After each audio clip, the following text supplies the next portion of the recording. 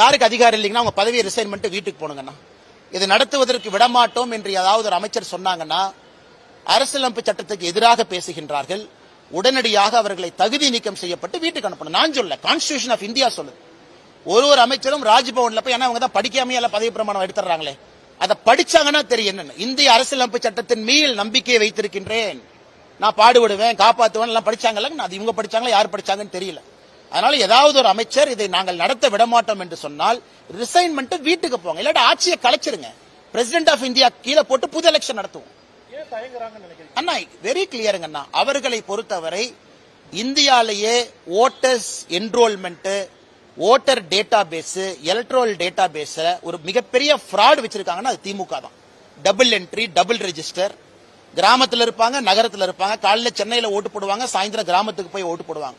அந்த மாதிரி ஒரு பெரும் படையே திராவிட முன்னேற்ற கழகம் உருவாக்கி வைத்திருக்கின்றார்கள் காலம் காலமாக. இன்னைக்கு இது நல்லா நீங்க எனுமரேஷன் ஃபார்ம் நண்பர்கள் பாத்தீங்கன்னா தெரியும். நல்லா புரிஞ்சுக்கணுங்கன்னா, உதாரணத்திற்கு 2002, 2005 2 முறை தமிழ்நாட்டில் இதே திருத்தம் நடத்தப்பட்ட பொழுது அன்னைக்கு சில பேர் பிறக்காம இருந்திருக்கலாம், இன்னைக்கு அவங்களுக்கு ஓட்டு இருக்கும்.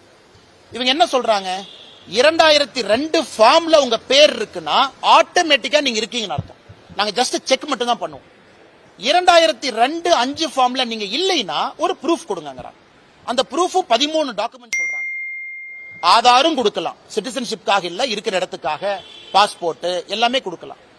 இதுல யாரும் எங்கேயும் ஏமாற்றுவதற்கான வாய்ப்பு இல்லை. யாரு ஜென்யூன் ஓட்டர் அவங்க இருப்பாங்க.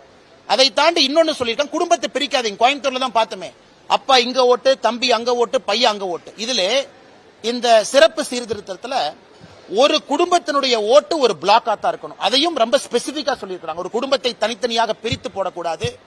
1200 வாக்காளர்கள் தான் ஒரு வாக்குச்சாவடிக்கு இருக்கணும். அதை தாண்டினால் புதிய வாக்குச்சாவடி இப்பவே நீங்க லாட்டிடியூட் லாங்கிடியூட் எடுத்து சொல்லுங்க.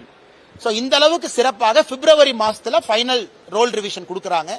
ஜனவரிக்குள்ள முடிச்சு, அதன் பிறகு எந்த குழப்பமும் இல்லை, தேர்தல் தாமதப்பட போவதில்லை, எல்லாமே சரியா போகுது. திமுக அதை எதிர்க்கிறாங்கன்னா நேரம் இருக்கு. இதை டிசம்பர்ல கொண்டு வரலையே, ஜனவரியில கொண்டு வரல, இப்பவே கொண்டு வந்திருக்காங்களே. அவ்வளவு நேரம் கொடுத்திருக்காங்களே. 1 மாசம் நம்ம கொடுத்திருக்காங்க, அப்பீல் 1.5 மாசம் கொடுத்திருக்காங்க. யாருக்காவது அசமாதானம் இருந்தா நாம கீழே இருக்கக்கூடிய தாலுக் அளவில் இருக்கக்கூடிய அவர்கள் செய்யக்கூடிய வேலையில் அசமாதானம் இருந்தா district collector first appeal. District collector மேலேயே அசமாதானம் இருக்கா, chief electoral officer second appeal. இவ்வளவு விஷயம் செய்து கொடுத்திருக்கின்றார்கள். யாருடைய வாக்குரிமையும் யாரும் பறிக்க போவது கிடையாது.